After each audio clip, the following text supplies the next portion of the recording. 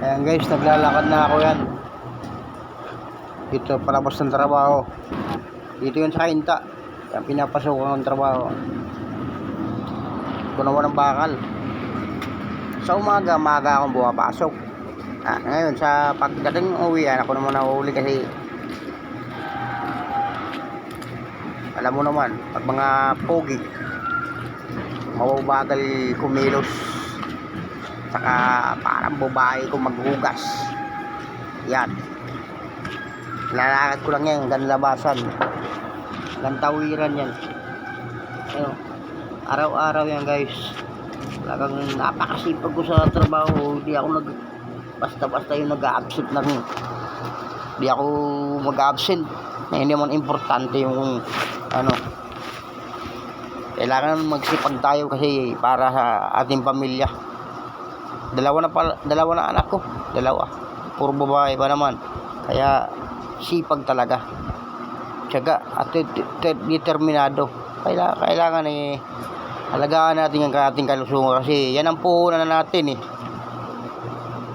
Kasabihan nga, pag may tinanim, may aanihin. Ito bigay natin yung pagmamahal natin sa ating pamilya. Ayan, masalabas na ako ng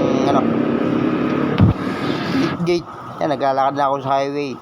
Kaintayan. Yung papunta ako yan sa may Robinson, pero din ako abot ng Robinson. Dito lang ako sa may Marit.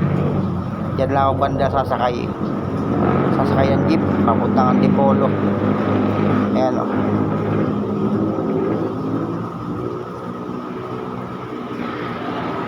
dahan-dahan na lakad para hindi tayo baka mamaya matisod tayo madapa pa tayo, magkabukol pa. Tapos lakad lang, yan lang araw-araw. Mapapansin nyo yung yung kalsada. January 2 yan, maluwag pa. Pero pagpatak ng pasukan ng mga trabahador yan, mga estudyante, yan medyo traffic yan papuntang Antipolo. Saglit lang kaya ibuntang Antipolo, puro mga 20 minutes walang traffic. Dahil pag tuloy-tuloy yung takbo ng jeep, saglit lang. Ayun, tanong mo na yung Robinson na yun may ilaw na yun sa mataas. Robinson na yan, Robinson Kainta Junction. Yan, patawid na ako dulo. Kailangan tatawid tayo sa tamang tawiran, huwag tayo tatawid basta-basta. Yan, dito na pala ako sa Antipolo. Ayan kikita mo na yan, bagong tayo yan. Siguro mga 2 years na rin siguro yan, yung department store na yan. Yun sa kaliwa, Chapwise yan. Ayun, overpass. Dati wala pang overpass yan. Kaya dumadaan yung mga tao sa pedestrian lane. Mas maganda talaga yung may overpass. Kasi hindi ka mapapaisip masagasaan ka pa o kasi yung ibang motorista alam mo naman yung mga motor, akala mo wala mga taong dumatawid sa mga pedestrian lane.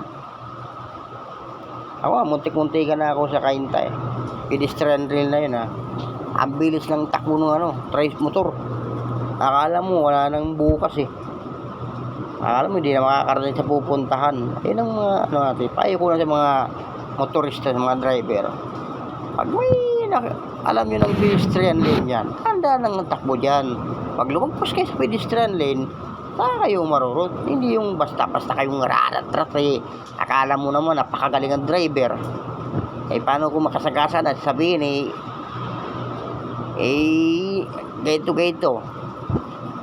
kailangan mahalin natin yung mga tao na tumatawid dyan. Hindi yung basta pag makabira makapihit